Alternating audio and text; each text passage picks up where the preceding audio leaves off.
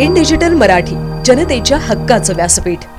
अक्षय शिंदेचा दफनविधी उल्हासनगरच्या शांतीनगर स्मशानभूमीमध्ये काल पार पडला। या स्मशानभूमीमध्ये दफन केलेल्या ठिकाणी प्रशासनाच्या माध्यमातून कॅमेरा बसवण्यात आला आहे।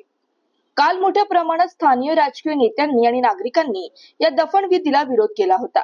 या विरोधाला पाहता कुठलाही अनुचित प्रकार घडू नये यासाठी दफनभूमीच्या ठिकाणी सीसीटीव्ही कॅमेरा लावण्यात आला आहे। तसेच पोलीस बंदोबस्तही लावण्यात आला आहे।